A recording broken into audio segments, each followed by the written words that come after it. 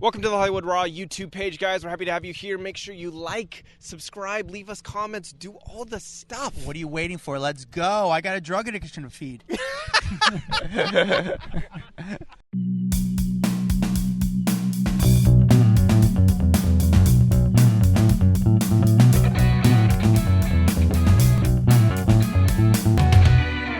Welcome to the Hollywood Raw podcast. I'm Dax Holt. Over there is Adam Glyn.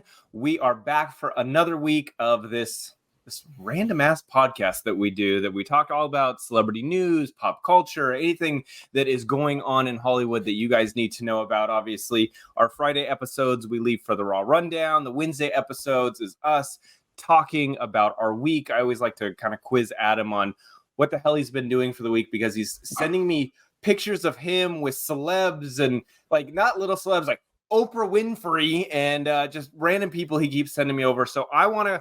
I sent you. Oh, do you see the one I sent you today?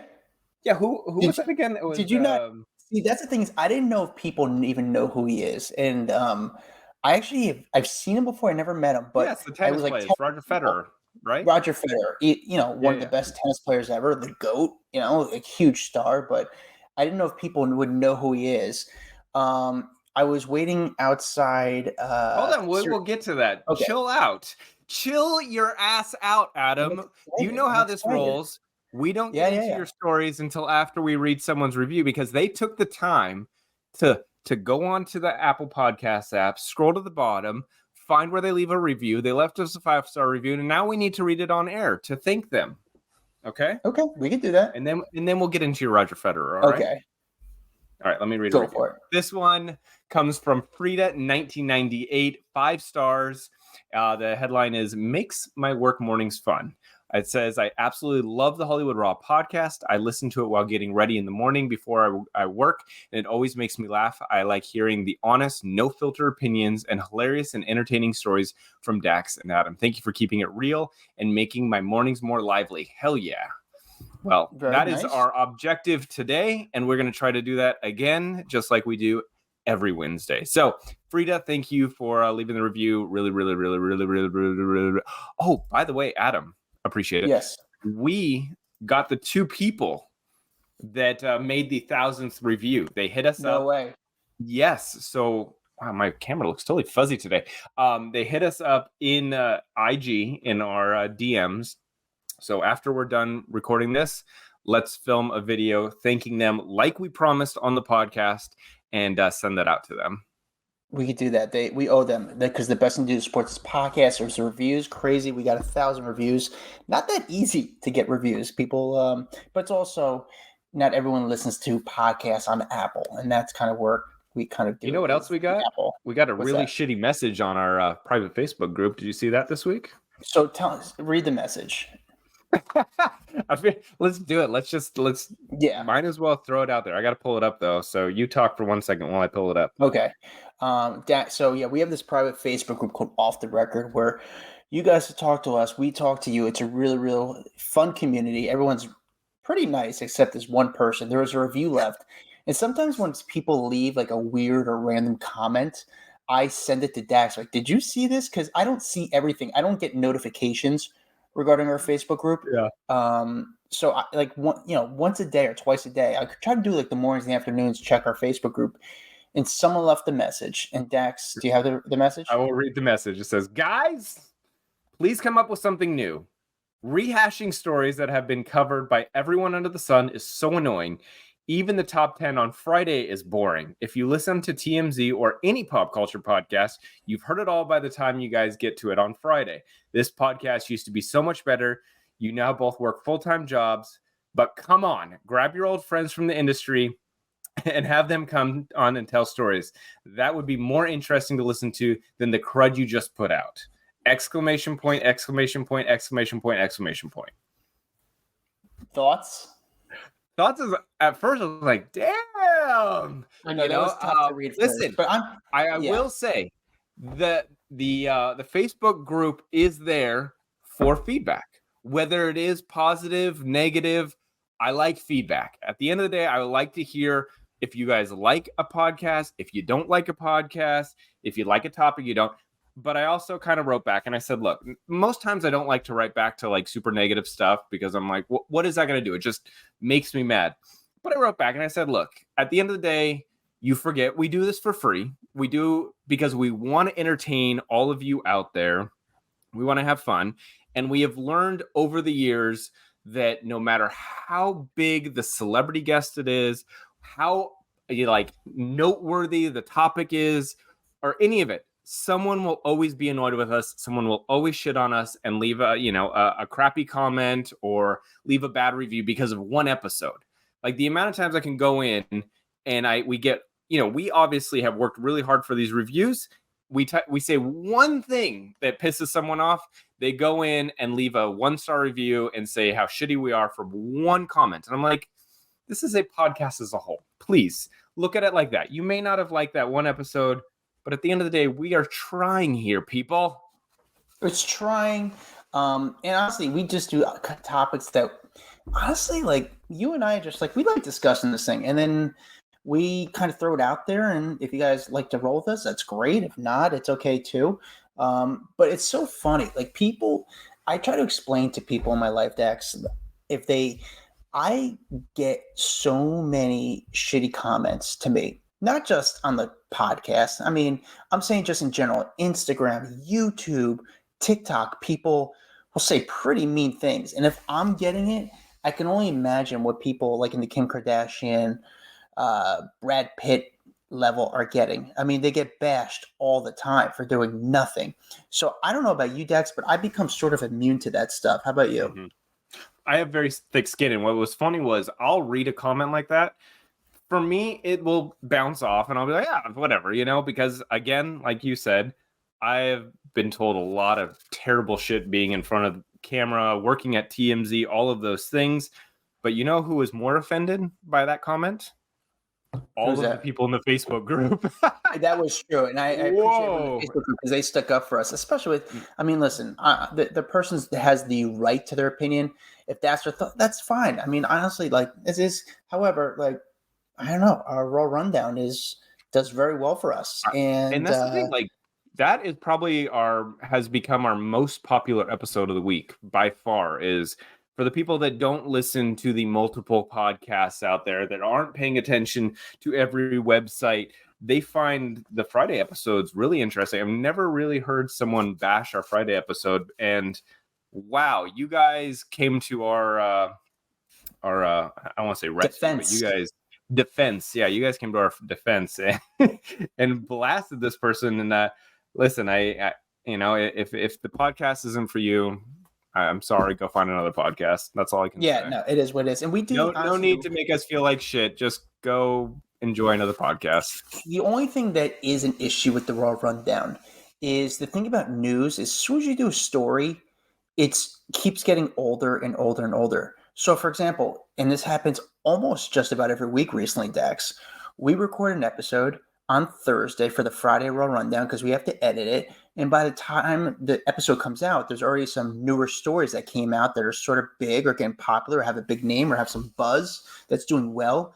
And it's just no way to kind of put that into that Friday. It's just technically it's not possible. We actually lost followers because of a Friday Raw Rundown. Who was it? It was a big country star that passed away. Or was it Toby Keith? Yes. Yeah. Toby Keith passed away in between the time that we edited it and we posted it. And people were like, how the hell did you miss Toby Keith's death?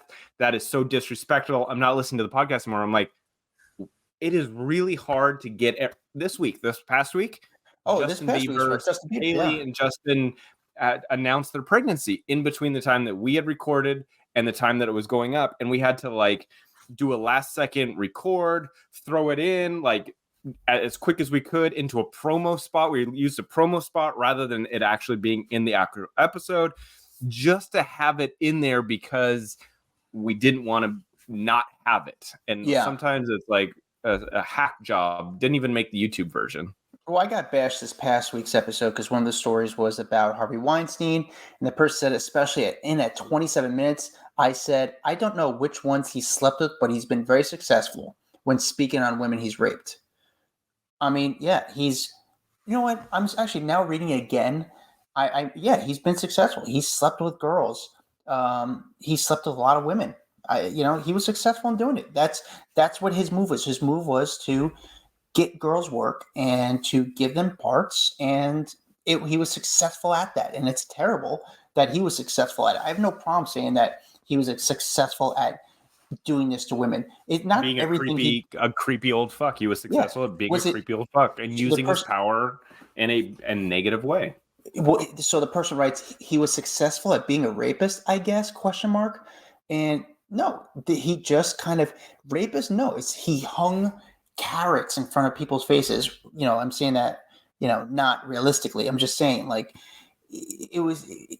I hard to say it's No, not. I know what you're saying. It He wasn't was rape. It dangling was power and fame in front of young starlets, and unfortunately, there was probably a lot of unnamed women that unfortunately fell for that because the allure of stardom and money and fame and power entices a lot of people, unfortunately, and they will do some crazy stuff. This is Hollywood. We know the casting couch existed. Harvey Weinstein is not the only dirtbag in Hollywood that used it to his advantage. We all know that. Yeah, I mean, it goes on. It happens a lot. And this person, I'm not going to put their name out there because I'll keep it's in our private Facebook group. I didn't delete the post. I responded to it. And, again, sometimes when doing the podcast, I don't know exactly what I say word for word. We don't read off scripts. We don't have teleprompters in front of us. However, I kind of rephrased what I said and I didn't back down from it. I said, and I stand with it. There was a lot of actresses that slept with Harvey Weinstein. There's a lot of ones that didn't, that said, no, I'm not going to do it. But there was ones that did sleep with him and get parts because they did it. Not saying that's right on their behalf. I feel bad for them. I feel it's a terrible situation. But again, like you said, Dax, Harvey Weinstein used his power as leverage when it came to girls. So, I mean, it depends how you define rape, I guess, or what you consider rape. Regardless of it, it's just a shitty thing that he was doing. So this person kind of shitted on me in the group, which no one really kind of jumped on in the group, but I also you didn't need to defend me on this one because it's such a slippery slope. And listen, I don't condone rape. This was just not a good situation. I'll shit on you if you want me to.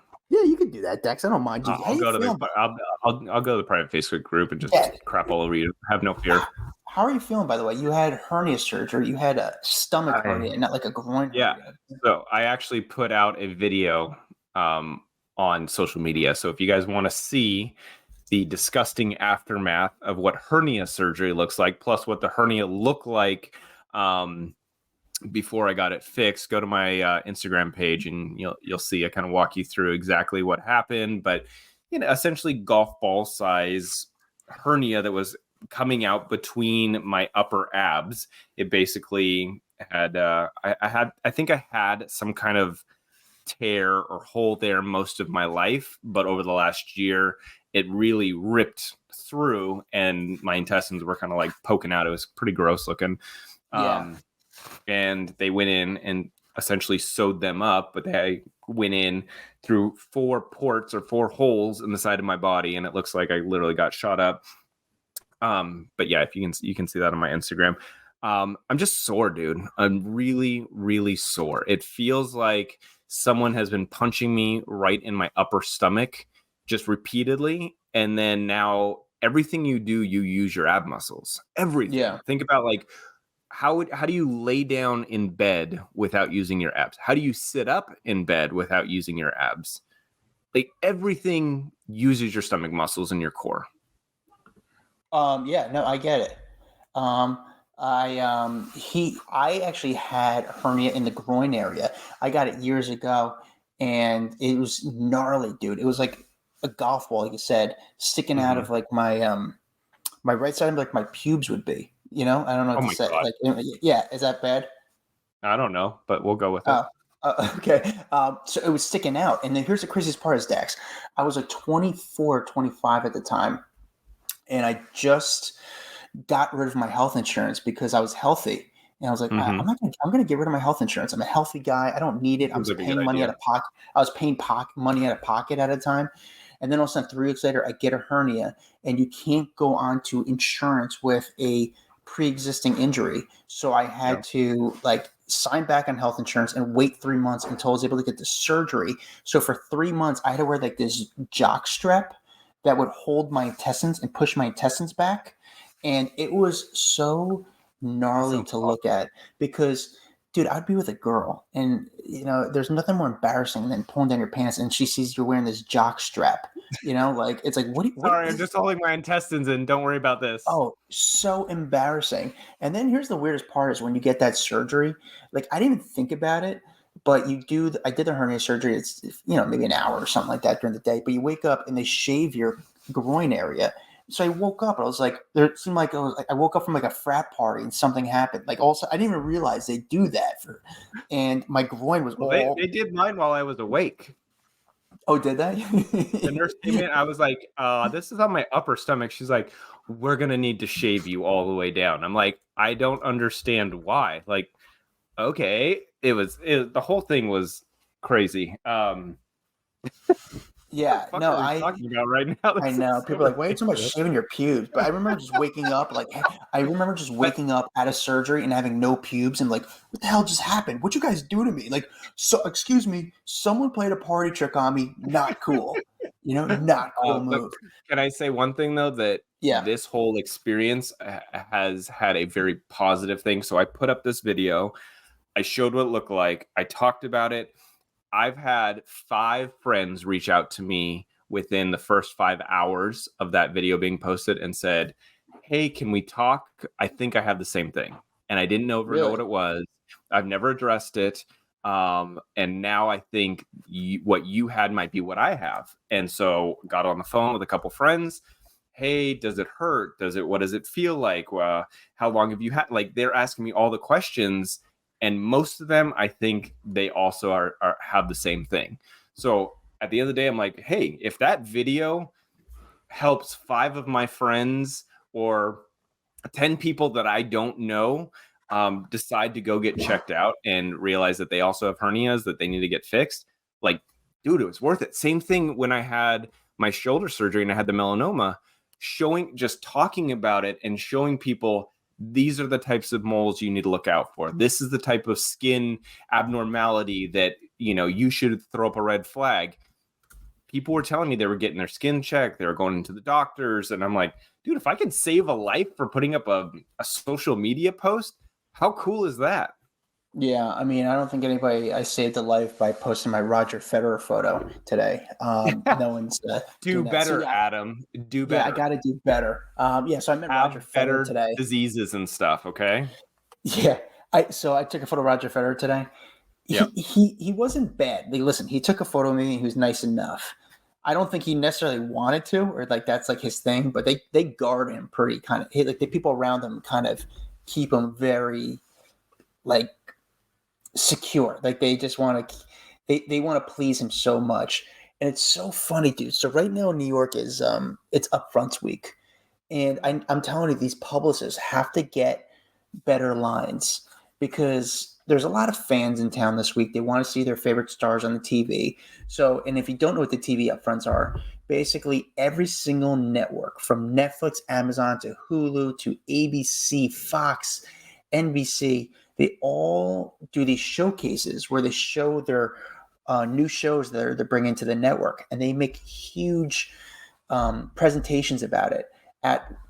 Picture like a huge in-your-face PowerPoint presentation of the new shows going on. So, for example, NBC was at Radio City today, and they had Kevin Hart, they had Snoop, they had Michael Bublé, Jimmy Fallon, Andy Cohen. They're all there kind of talking to the advertisers or potential advertisers, and they do a party afterwards. And it's a way for the sales team to kind of, meet some of the potential advertisers and try to get their advertiser money. That's generally what it is. And it's going on all week.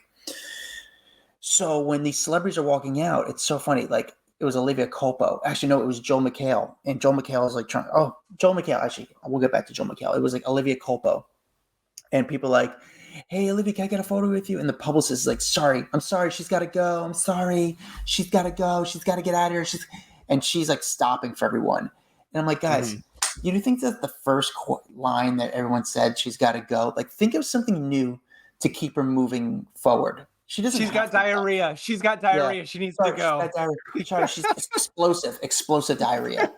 She needs to get to the bathroom ASAP. Diarrhea. Like Um, everyone would be like, okay, go do yeah, your thing, yeah. right? Like So, that would be a better excuse.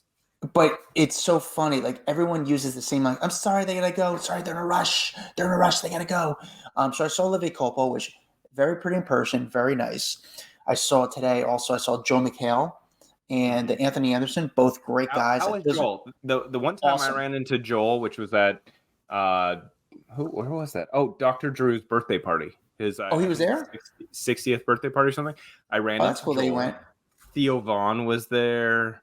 It makes me happy that those guys showed up for Dr. Drew because Drew's like such a nice guy He's and would such be a good there guy. for them in 2 seconds. That those guys were able to return it and like stop by and say hi. You know. Adam Carolla was there. It was a great like hangout birthday party. But I ran into Joel, and I remember we took a photo, and just such a good guy. And I don't know if I just caught him on a good day or if he's always awesome. Do you have any insight and if he's always Joe awesome? McHale. Yeah. Joel McHale is a great guy. Super cool, super fun. I've hung out with him like in New York City. Like we would stand on the. I remember, dude. One day we stood on the corner for like an hour and just talked. And then another day, I get him in New York and he was doing a show. He was doing Caroline's when Caroline's was open in New York City. And I was like, dude, let me open for you. He goes, you want to open for me? All right, let's open for me. And I did. He let me open up for him on stage. It was a sold out crowd. I think we did 1 or 2 shows together. Then afterwards, I just like walked him back to the hotel. Like he just liked hanging out with me. And I don't run into him. I never get to see him too often. Like we don't cross paths. So today he was coming out of Fox and where the hotel where they were staying for this upfront presentation. And Joel sees me like, dude, what's up? And I'm so happy like he started remembering me. And I'm always like in a weird place because I don't know about you. I'm just like, do these people know who I am or not? Like, because I'm always behind the camera, but I've been in front of the camera and I've been doing it for so long. He's like, how you been? He's like, you're still doing like, good to see you. He's like, why don't you ever text me? He's like, do you have my number? And then he gave me his number, got Joe McHale's number. And, but he was super great. Just Joel, we actually have an opening next Wednesday for you to stop by the podcast. But he was the one person where the publicist was like, he's got to go, and stopped for every single person, signed every single autograph. Even like some guy had his little kid on the street and like signed the little kid's shoe. They wanted to sign the little kid's shoe, and he was like funny and fun. He was great. So, and same thing with Anthony Anderson. You know, Anthony Anderson's one of those guys where we take for granted how great of a guy he is or what he's done because he's been in the industry for so long. And he's just so normal. But yet again, he's done huge roles. I mean, for example, he did host the Golden Globes this past year. But besides that, I mean, he was in Departed. He's been in so many movies and TV shows. Blackish. He's so successful. But no one talks about him enough. He's just like a regular guy and so nice. And his line is a kid from Compton. I'm a kid from Compton. So it's like I'm living the dream. I'm just a kid from Compton. Like it's still amazing to me that I'm kind of in this situation. You know who I did meet, Dax? Wait. I want to ask you a question that I've never asked you before. A question that we have asked tons of celebrities, and I don't think I have ever asked you, nor do I know the answer to this question. Who is the biggest number you have in your phone? Biggest celebrity number you have in your phone?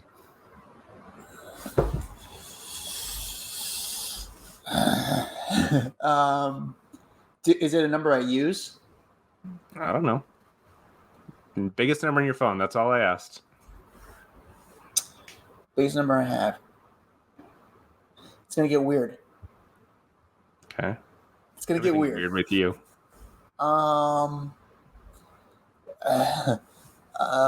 Robert Downey Jr. Shut the fuck up. Are you serious? Yeah. I've never used it. Dude, I get so weird with these like big people when I text them. But like lately I've been on a roll. Like I just don't give a shit anymore. Like I'm gonna text you just like I text my friends and fuck with you a little bit. Like I don't know, I've been kind of like doing this lately where I don't want to say the person's name. They're not huge, but they're very well known. A little bit controversial just because it's political thing. They're a political broadcaster. And I've been like, I text them now like I text you. Like, I'll fuck with them for some reason. I don't know. I just feel like I just don't care anymore. I'm at the part where it's like, I'm sick of playing the game. I'd rather just be a guy. And maybe they kind of respect it. Or sometimes maybe be like, I can't believe I gave this guy my number. Like, I did text Joe McHale later the day, like something, whatever. We were texting a little bit back and forth, but I know he had a busy day. But now I'm at the point where I just don't care. Like, I'm just going to be real with you. And I hope they get response. Like, it's like when you have celebrities that follow you on Instagram, like Hoda follows me on Instagram. And I get nervous of posting some stuff because I don't want her to react. Isn't that weird? Or unfollow me. It almost sucks when you get a big follow because you're like, that's the person you think about when you go to post something. Oh, dude, all the time. When Kim Kardashian started following me on Twitter, all I could think about was, if she sees what I'm posting right now, am I going to lose the follow? Is she going to like what I'm saying? I'm like, I can't do that. I can't base my life on one person who follows me out of the thousands. Like what am I doing right now? It's almost a mind fuck when you have someone huge follow you. Yeah, I get so like nervous with some of these people, like follow me. I just don't want to piss them off, or I don't want to I don't want to get them in trouble for following me. I did have, I mean, you had Kim follow you for a little bit, and then she stopped folling you. You know who I was? Well, that was because Kanye made her stop following everyone. Oh, did he? Mm-hmm. Okay. I didn't know that. I had this girl, Claudia Oshret, girl at No Job. She used to follow me, and I'm a fan of her. I like her, and I like her and her husband. And then all of a sudden, I just realized that she stopped following me, and it kind of got my head a little bit. And she like still follows a decent amount of people. I was kind of like, and I helped her out a little bit, and I was like, that kind of stinks. But other than that, I mean, I get kind of bummed about that. But wait, so back in what I was saying, you know who I met this week who's not the same person, Dax? Who? Not as fun, not as warm. I don't want to say ego. I'll say just not as cool as they once were. Who? Lisa Vanderpump. Oh. I got her this week, and she used to be like, stop, talk to her for a while, like great fun. Now, granted, she still did talk to me. She wasn't bad to me. It just wasn't as like fun as it was in the past, and it's just a little bit more uncomfortable. I used to have a great relationship with Lisa Vanderpump. We used to text, we used to call. I went to SIR. She like treated me to dinner. Like, we had a great relationship. And then once I left TMZ, I realized that relationship was just because of where I worked, because that texting stopped, even though we did a lot for each other for a long time. And then once I wasn't there anymore, it was like that relationship, and it like hurt my feelings. I'm like, oh, I thought we were good. I thought we were tight. Like, but I think sometimes, that where you work is more influential to people than what they let on. Like, I thought we had a good friendship. Yeah, I feel like sometimes it's always in the back of my head. Some people want to befriend me because they'd rather have me on their side than not on their side. So, I mean, it gets in my head a lot just because of what I do. But I'm trying to think who else I saw this week. I saw some other people. Like, well, tell me Oprah. We haven't talked about Oprah on here, right? You sent me the photo. You posted in the private Facebook group the picture of you and Oprah. Did we talk about that? I can't remember. We didn't talk about her, right? No. I mean, listen, I got Oprah last Friday. I posted the photo. She was great, as always. Super nice, super sweet. I thought it was actually a really good interview. I'm surprised it didn't get any pickup or press media-wise because, well, I also think the story with her that kind of took over the week was her talking about apologizing for not talking about using a weight loss supplement. And did she say what she's using yet?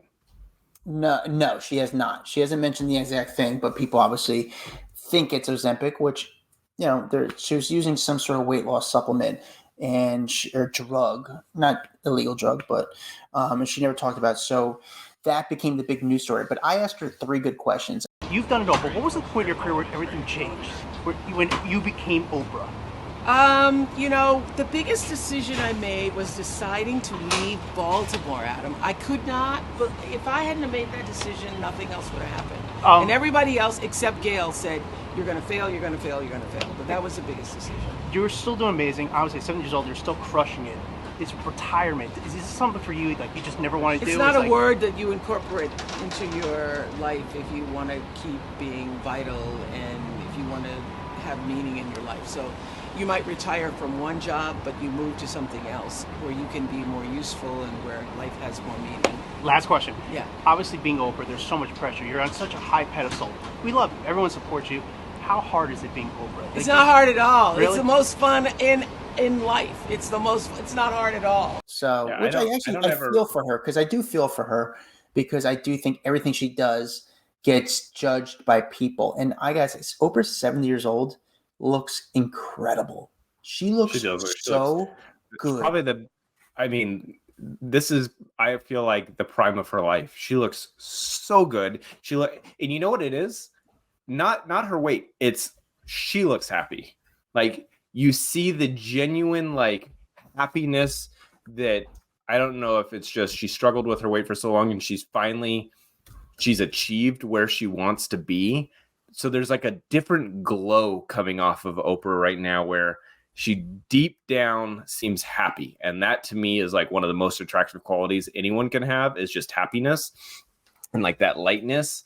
So I love seeing that on her. And then I would say it's funny when I think of her in retirement, I don't think she'll ever be someone that retires ever. You know what I'm saying? Like, she will continuously put out interviews or documentaries or certain things that get people to think throughout the rest of her life. Honestly, up until, she transitions to another life. Like, I think that she will be one of those people that just works and works and works. Yeah, she's good at it. She's good at it. She's the energy. She enjoys it. It gives her a little bit of drive, but she looks so good, and she always gives me her time. And I love in the interview, she like mentions my name in the interview, so it shows like my relationship with her. And I think I have a good relationship with her because I don't ask her anything that's too intense. I have in the past, but for the most part, it's usually about her. It's more like interesting, curious stuff about her, and not in a negative way. At least in my opinion, she could have a different reaction. Like, for example, if I asked her about something going on in Gaza, in the Gaza, there's a no-win situation, and it's going to get talked about, and she doesn't need that. And I asked her, and afterwards I said, Oprah, we got to take our photo together. And we took a great photo together. And she goes, Adam, how long have I known you? And I was like, I don't know, 15 years just about. She goes, 15 good years. And she was just really sweet and cool, and her team was really nice. And I'm just happy, like, she knew there's like a trust situation where she knows I'm not going to screw her in a way or be bad. Like, mess with her image. Mess with her. It's not about there's not a lot of people that Adam can take a photo with that I get jealous about, because I've met so many amazing people. I've just been in this industry long enough that I feel like no one really makes me jealous. Every time he sends me a picture of him and Oprah, I'm just like, God damn, motherfucker. Well, let me see this next. He knows her. He gets to stop and have a conversation with Oprah. Like, Oprah is like my dream guest. Like, I would love to pick the brain of Oprah. Like, unbelievable. Well, let me ask, is there a person that you regret not taking a photo with? Like, you were there and like, I should ask him for a photo. Nah, I'm gonna. I won't ask him. It's a hard question for me to think about. You know what's hard about that is because I've ran into so many people that it's like you start to forget about all the people that you've ran into and all the situations you've been in until like something sparks your memory. And then you know what I'm saying? That's when I'm like, oh yeah, I did run into so-and-so, or I did see them at this. I can't think of someone at this moment. I would say the only person that would have been cool, it just wasn't feasible, was when I was next to Brad Pitt. But he was on his motorcycle, I was in my car. So I could have reached out the window and touched him, right? But that would have been cool to be like, oh, I got a photo with Brad Pitt. That was probably the one big one, but not really a regret, because I don't know how possible it would have been. Yeah, I would say, honestly, my biggest regret is not doing more with Joan Rivers. And I was at Joan Rivers' house. I've been with her so many times. I drove around New York City with her. I've interviewed so many times. But, again, even I was supposed to interview her the night before she died, and I turned it down just because you didn't think something would ever happen to her. You just thought she was always going to be there. So I was like, man, just take that photo. Because to me, when people say who's the nicest person, I always say one of them was Joan Rivers. She would take the earrings from her ear and say, give this to your grandmother. I mean, it was just, I had so many Joan Rivers earrings in my house. It was just pretty incredible. And she was just a legend. A legend. By the way, what are you watching on TV currently?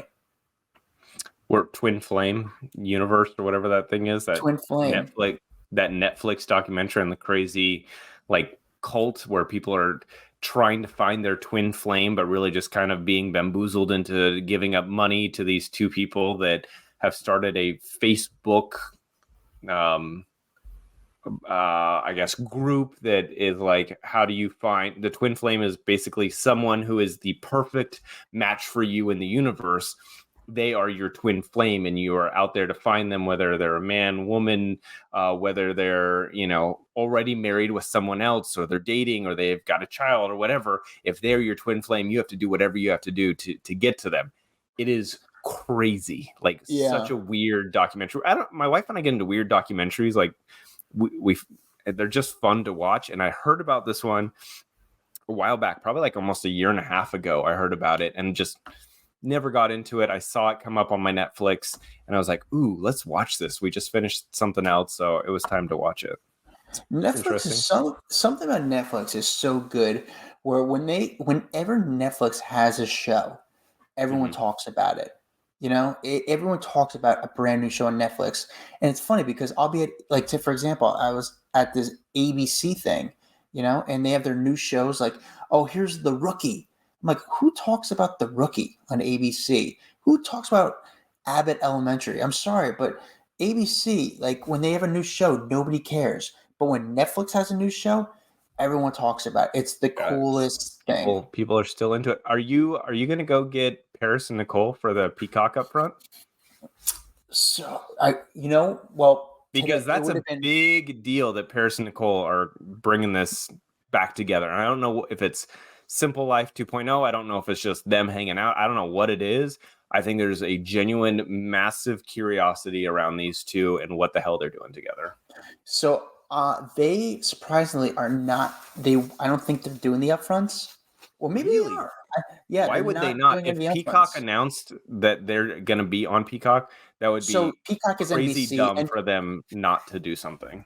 You are so right. I didn't think about that. And today was NBC, which is Peacock, was their upfront, and they didn't have them there. However, Paris is in New York next week doing some talk, and maybe I could ask her more about her new show. However, Paris is very difficult to interview because she's always Paris. And I've hung out with Paris. Dude, one day Paris was staying at this, I'll say the hotel because she doesn't stay there anymore. She was staying at the Dream Hotel, and I had to go there to shoot something with her. And I was working for this thing at the time, and she had to go. She was doing a live thing where they didn't even do Skype then. She had to do it literally live. I had to set up this live view equipment where she had to do it.